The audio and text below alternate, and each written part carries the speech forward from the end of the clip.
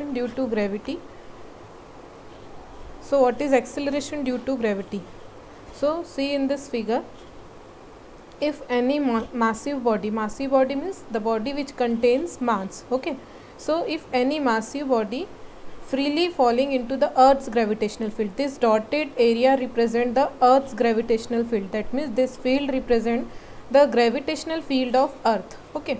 So if any body is falling towards the earth's gravitational field, okay, so this body, this massive body experiences an acceleration, okay. So अगर कोई भी body, कोई भी particle जो एक मास carry कर रहा है, और अगर वो ऊपर से अगर हम उसको थ्रो करते हैं और इस तरीके से थ्रो करते हैं कि वो अर्थ के ग्रेविटेशनल फील्ड में, ऑब्वियसली जब हम ऊपर से थ्रो करेंगे तो वो नीचे की तरफ आएगा, and this is because of earth's gravitational field, क्योंकि अर्थ का जो ग्रेविटेशनल फील्ड है वो उसको अट्रैक्ट करेगा अपनी तरफ जब हम उसको ऊपर से थ्रो करेंगे।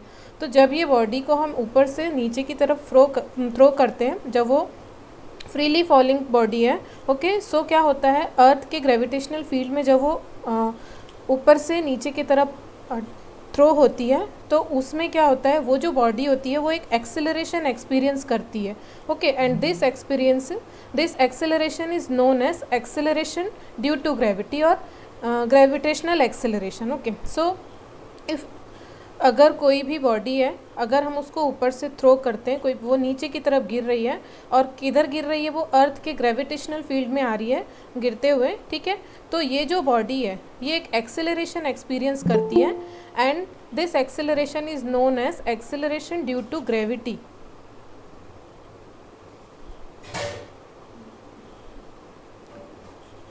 okay. So this acceleration due to gravity is denoted by small g, and it has value 9.80665, or you can say 9.8 meter per second square, okay. So this value is in SI unit, okay, and if in CGS unit its value is 980.665, okay. अगर हम इसको ये तो SI unit में इसकी value है 9.806, okay, metre per second square. अगर हम इसको CGS यूनिट में देखेंगे तो हमको क्या करना पड़ेगा, मीटर को सेंटीमीटर में कन्वर्ट करना पड़ेगा।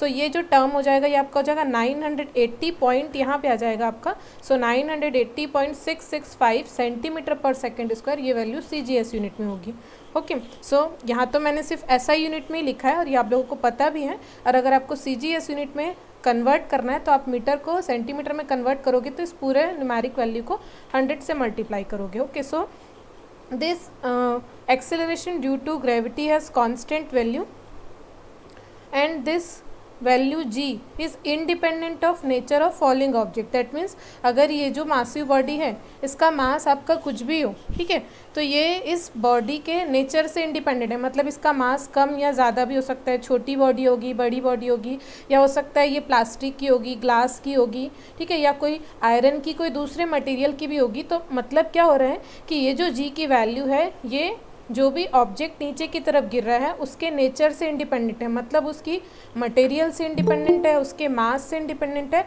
और इसके कोई भी दूसरे पैरामीटर, इसके शेप से भी इंडिपेंडेंट है। ज़रूरी नहीं है ये स्फेरिकल शेप की हो, रेक्टेंगल शेप की भी हो सकती है, क्यूब शेप की भी हो सकती है। तो ये क्या हो रही है, ये जो आपकी जी की वैल्यू है वो इसके नेचर से इंडिपेंडेंट होती है, ओके।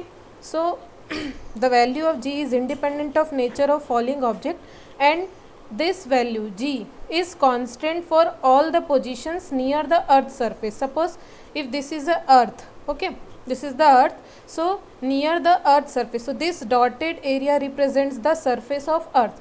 तो इस अर्थ के सरफेस के नियर में जितनी भी पोजीशंस होगी उसमें जी की वैल्यू फिक्स होगी, 9.80665 मीटर पर सेकेंड स्क्वायर होगी, लेकिन किस पॉइंट पे होगी, नियर द अर्थ सरफेस, सिर्फ अर्थ सरफेस के पास ही। अगर हम अर्थ सरफेस के ऊपर की तरफ जाते हैं या अंदर की तरफ आते हैं तो जी की वैल्यू चेंज हो जाएगी। कैसे चेंज होगी हम आगे देखेंगे।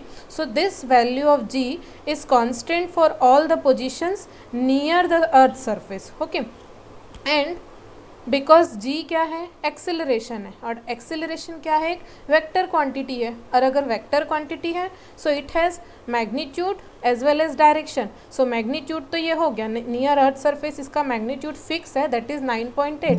लेकिन अगर हम इसकी डायरेक्शन की बात करें so its direction is downward direction. तो इसकी जो डायरेक्शन होगी जो एक्सेलरेशन की, ये डाउनवर्ड डायरेक्शन में, क्योंकि बॉडी नीचे की तरफ मूव कर रही है and its direction is downward towards the centre of earth. Downward है दैट मीन्स अर्थ के सेंटर की तरफ में होगी. ठीक है, so its direction is in downward direction and towards the centre of earth. Okay, so this points are all about acceleration due to gravity. So क्या है एक्सेलरेशन ड्यू टू ग्रेविटी, कि जब भी कोई भी मासिव बॉडी है, यानी ऐसी बॉडी जो मास कैरी करिए, मासलेस बॉडी नहीं है, ये मासिव बॉडी है, तो जब उसको हम ऊपर से नीचे की तरफ थ्रो करते हैं और इस तरीके से थ्रो करते हैं कि वो अर्थ के ग्रेविटेशनल फील्ड में आ रही है. ठीक है, तो इस केस में क्या होता है कि ये जो बॉडी है, because of this gravitational field, ये जो बॉडी है ये एक एक्सेलरेशन एक्सपीरियंस करता है and that acceleration is known as acceleration due to gravity and it is denoted by small g and it has constant value near the earth surface which is 9.80665 metre per second square. This is in SI unit, और CGS unit में convert करने के लिए आपको इस पूरी numeric value को 100 से मल्टीप्लाई करना होगा. Then the unit is centimetre per second square. Okay, so this value of g is independent of nature of falling object. That means ये आपकी जो बॉडी है ये कोई भी मटेरियल की हो, कोई भी शेप की हो, कितना भी इसका मास हो, छोटा हो बड़ा हो, ठीक है, तो इसका नेचर कुछ भी हो, g की वैल्यू फिक्स ही रहेगी जो है. ठीक है, because g is a universal constant near the earth surface. Okay, so its value is constant at all the position near the earth surface. मतलब अर्थ के सरफेस पे कोई भी पोजीशन के लिए इसकी वैल्यू जो है वो कांस्टेंट होगी, चाहे आपकी मासिव बॉडी का नेचर कैसा भी हो. ठीक है, and because it is a vector quantity so its direction, the acceleration of this direction is downward direction and downward as well as towards the center of earth. Earth के centre की तरफ इसकी direction होती है. Okay, so this is acceleration due to gravity. Now let us see relation between capital G and small g. Capital G भी हमने पढ़ लिया था और स्मॉल g अभी हमने लास्ट स्लाइड में देखा. Capital G is what, it is a gravitational constant, universal gravitational constant, and small g is acceleration due to gravity. So we have to find the relation between capital G and small g. Okay, so suppose this is the earth, this is our earth and the mass of the earth is capital M and the radius of earth is capital R, and at the surface of earth, earth के surface पे एक body है, एक massive body है जिसका मास है small m. Wait,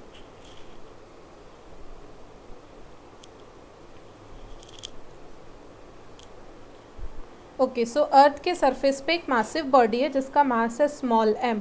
ठीक है, तो अब हम देखते हैं कि G, capital G and small g के बीच रिलेशन क्या होता है, हम इसको डिराइव करते हैं.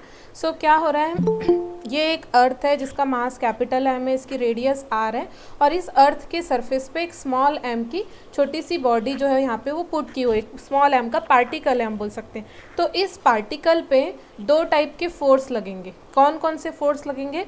First force is F is equals to mg and mg is what? Its weight. So first force on this particle, acting on this particle is force due to its weight and it is mg. Okay, so कोई भी body अगर earth surface पे रखी हुई है तो हर body अगर वो मास कैरी कर रही है दैट मीन्स उसका कुछ ना कुछ वेट तो होगा. एंड वेट कैसे डिटरमाइन करते हैं? Mass into gravitational acceleration. So first force acting on this body, acting on this mass m is mg, which is the force due to its weight, and second force is this capital G, capital M, small m by r square. this is gravitational force.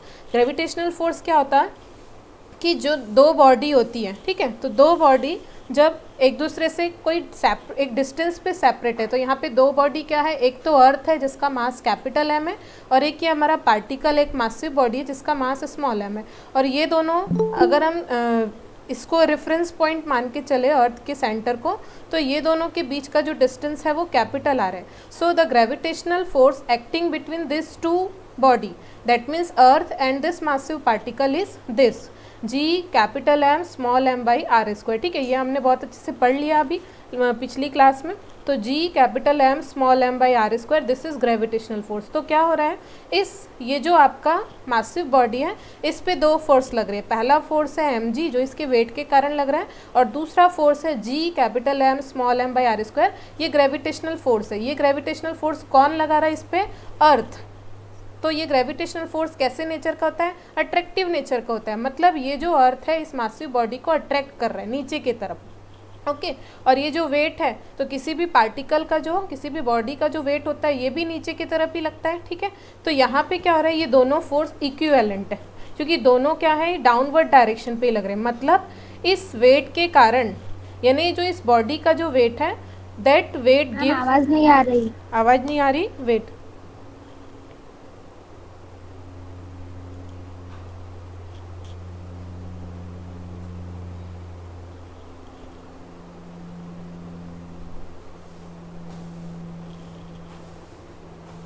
अभी आ रही है क्या आवाज?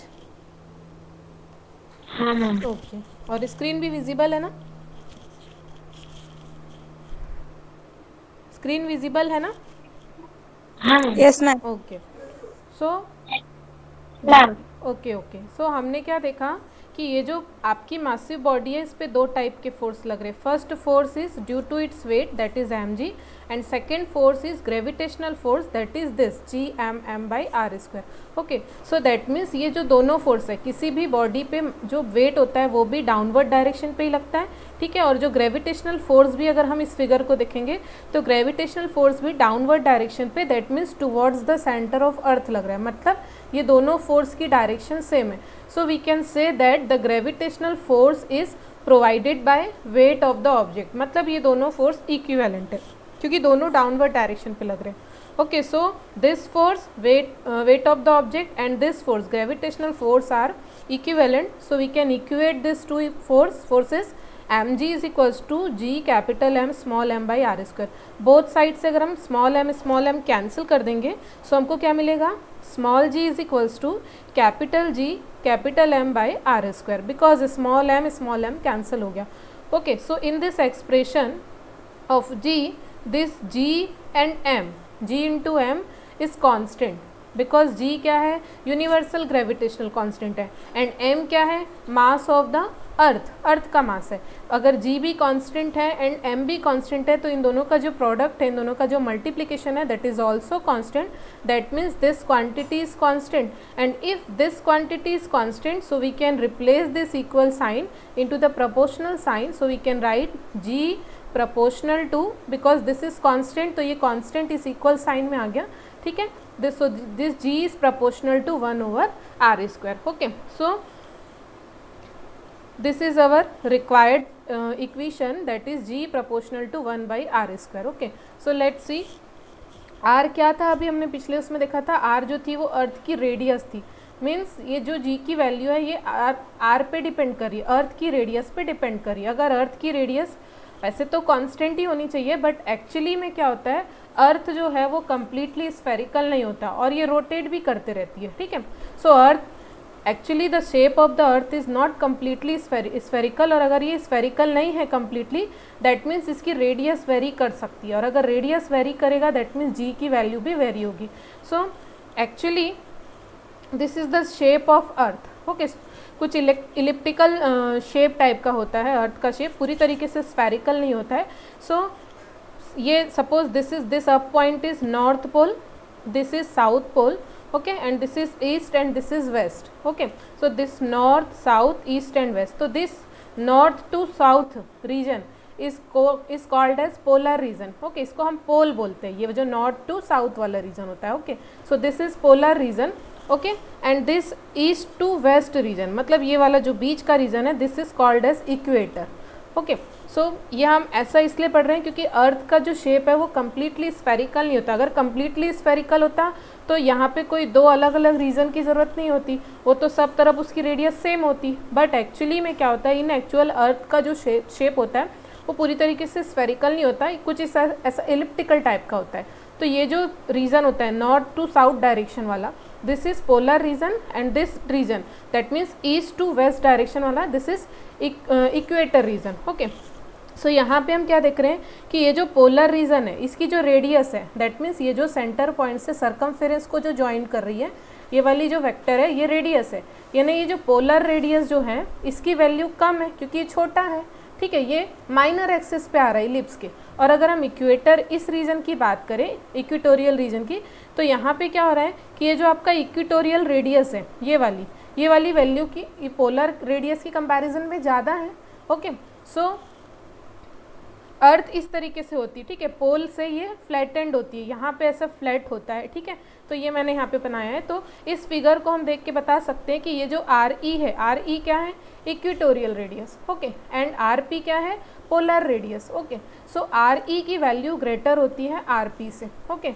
सो अगर R E की value greater है तो इस इक्वेशन को अगर हम देखते हैं तो आर जितना बड़ा होगा जी की वैल्यू उतनी छोटी होगी, ठीक है, क्योंकि ये inversely proportional to square of radius है। सो इफ़ आर ई की वैल्यू ज़्यादा है दैट मीन्स जो जी ई होगा, जी ई क्या है, इस इक्वेटोरियल रीजन पे ग्रेविटेशनल एक्सेलरेशन है, ओके। सो अगर आर ई की वैल्यू ज़्यादा है आर पी से दैट मीन्स जी ई की वैल्यू कम होगी जी पी से, दैट मीन्स इस इक्वेटोरियल रीजन पे जी की वैल्यू lesser as as comparison to polar region, okay. So अगर हम अर्थ को कम्प्लीटली स्फेरिकल कंसिडर कर ले सो अर्थ के सरफेस पे जी की वैल्यू फिक्स होगी, लेकिन एक्चुअली में क्या होता है, अर्थ की जो शेप होती है वो कम्प्लीटली स्फेरिकल नहीं होती है। पोलर रीजन पे अर्थ क्या होती है, ये कुछ ऐसा फ्लैटन टाइप का होता है, ठीक है, तो पोलर रेडियस कम होती है और इक्वेटोरियल रेडियस ज़्यादा होती है। एंड बिकॉज पोलर रेडियस कम है तो इस पोलर रीजन पे मतलब इस रीजन पे मतलब यहाँ पे और यहाँ पे जो ग्रेविटेशनल एक्सेलरेशन होगा वो क्या होगा, आपका ज़्यादा होगा as comparison to equatorial acceleration, okay. So this gives the, actually this is the variation of g with respect to polar